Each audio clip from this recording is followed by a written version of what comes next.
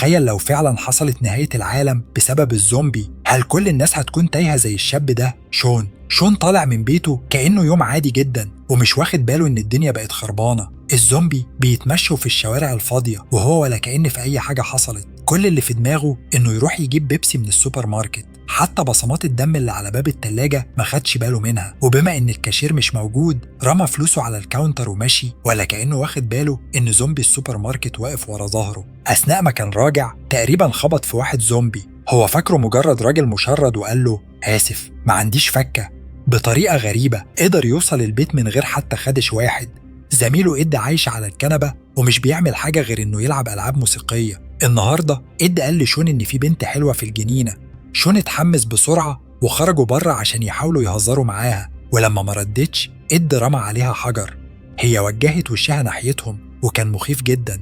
كان واضح لأي حد إن في حاجة مش طبيعية، بس شون كان فاكر إنها سكرانة جدا. البنت الزومبي نطت على شون ورمته على الأرض. إد أخيرا صحى من اللي كان فيه، بس بدل ما يمسك سلاح مسك كاميرا. شون عمره ما شاف واحدة جريئة كده وحاسس بشوية إحراج. حاول يصرخ على إد يشيلها عنه، ولما وقف هي بتهجم عليه تاني. شون دفعها بعيد فوقعت على ماسورة الحديد، بس قامت كأن مفيش حاجة حصلت. أخيرا الاتنين الغباوة دول فهموا إن في حاجة غلط، ركضوا جوه البيت يطلبوا مساعدة، بس التليفونات مش شغالة. الأخبار قالت إن فيروس زومبي مأثر على المدينة، والمذيع بيحذر الناس يقعدوا جوه ويقفلوا الأبواب، بس دول مش من النوع ده. وفجأة زومبي بيدخل البيت. هم خلاص اتجننوا وبدأوا يشيلوا ويرموا حاجات عشوائية من على الترابيزة. إيد مسك منفضة السجاير وبالغلط خلص على الزومبي. التلفزيون قال إن الطريقة الوحيدة لقتله هي ضربة مباشرة في دماغه. بصوا لبعض، توقيت مثالي. في زومبيين بره في الجنينة يقدروا يتدربوا عليهم شوية. الخطة كويسة، بس هما بيشيلوا أي زبالة وبيرموها من غير فايدة خالص. ولما خلصوا كل الخردة إيد بدأ يرمي عليهم أسطوانات الفينيل، وفعلا جابت نتيجة. فجمعوا صندوق كامل منهم، لكن بعد كام رمية اكتشفوا إن تصويبهم وحش جدا. في الآخر قرروا يستخدموا أسلحة تقيلة. جوه البيت الأخبار قالت إن أي عضة بتحولك لواحد زيهم. ساعتها افتكروا إن رفيقهم بيت لسه فوق. طلعوا لفوق ولقوا إن رفيقهم اتحول خلاص. بعد ما شون قفلوا في الأوضة جاله مكالمة من والدته باربرا. في الأول اتخض وخاف إنها اتعضت، لكن مزاجه اتغير لما اكتشف إن اللي اتكلم معاه كان بس زوج والدته فيليب. شون قلقان إن الزومبي فيليب ممكن يضرب ماما، فابتكر خطة محكمة. الخطوة الأولى يقتل فيليب، الخطوة التانية ينقذ ماما، الخطوة التالتة يجيب حبيبته السابقة ليز، الخطوة الرابعة يروح الحانة ويسترخي. لما كل حاجة كانت جاهزة شون وإيد خدوا نفس عميق. خرجوا من الباب، لكن فجأة خبطتهم كرة في دماغهم. طلع زومبي صغير بس مفيش مشكلة، لكن لما بصوا حواليهم لاحظوا إن زومبي الحارة بيقربوا منهم. ركضوا على العربية، سكروا الأبواب وخرجوا على الشارع. الشوارع كانت فوضى خالص والزومبي في كل حتة. وصلوا البيت بسرعة غير عادية، بس في آخر لحظة إيد اتردد.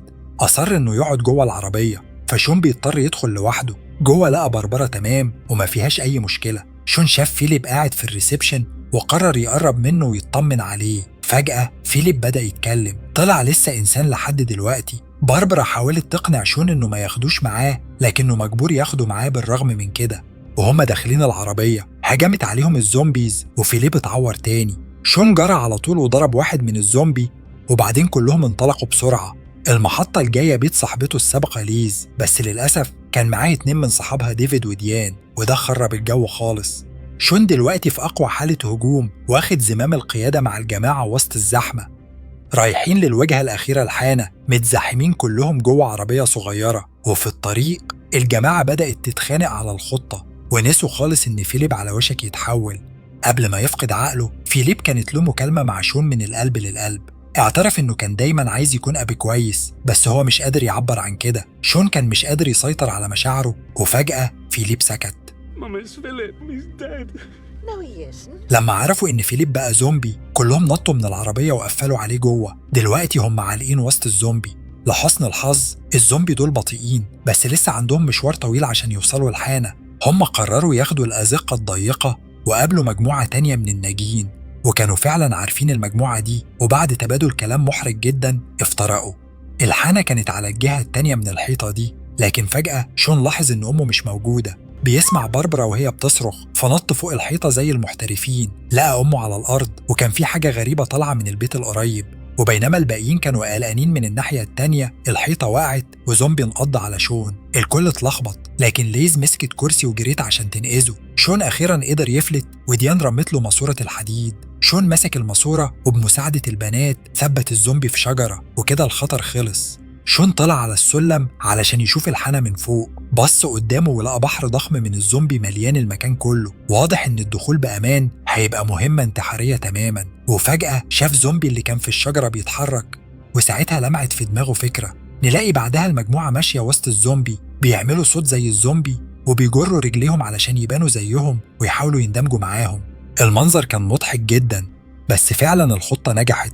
الزومبي ما خدوش بالهم خالص من قد ايه تمثيلهم سيء، والمجموعة وصلت أخيرا لباب الحانة، بس محدش رد عليهم. الضجيج اللي بيعملوه بدأ يجذب زومبي قريب، وفي أسوأ لحظة موبايل إيد رن وخلى الكل يتوتر. والأغرب إن إيد رد على المكالمة كأن مفيش أي حاجة. شون اتعصب جدا من شريكه اللي مش مهتم بالموقف، فضرب الموبايل من إيده وزعقله، والصيحة دي لفتت انتباه كل الزومبي اللي في المنطقة. وفي لحظة ذعر ديفيد كسر الشباك علشان يدخل لجوه. شون عارف إن الزومبي هيتبعه، فقرر يكون البطل. وقف على حاجة عالية وبدأ يصرخ بأعلى صوته عشان يبعدهم عن المجموعة. وباقي المجموعة انتهزوا الفرصة ودخلوا الحانة بسرعة. قعدوا يستنوا كتير لكن مفيش أي علامة على شون. ديفيد اقترح يقفلوا الأبواب وعاوز يبقى القائد الجديد، لكن المجموعة مش موافقة، كانوا رافضين يسيبوا المكان من غير شون. ديفيد بدأ يعمل خناقة كبيرة، لكن شون ظهر في الوقت المناسب، نجح إنه يتخلص من الزومبي ودخل من الباب الخلفي. استقروا وقعدوا يشربوا شوية ويستنوا لما يجي الليل. أضواء الشوارع بتشتغل وشون حابب يشوف الأخبار على التلفزيون. راح المخزن يقلب القواطع، وبالصدفة شغل كشافات الإنارة اللي بره كمان. بيبص من الباب اللي ورا، وفجأة لقى الزومبي محاوطهم تاني. شون بيجري يحذر الباقيين، لكن إد كان مشغول بلعبة أركيد بصوت عالي. حاولوا يوقفوه لكن الوقت فات. الضوضاء كانت زي جرس عشاء للزومبي، وفجأة زومبي طلع جوه الحانة والكل اتخض.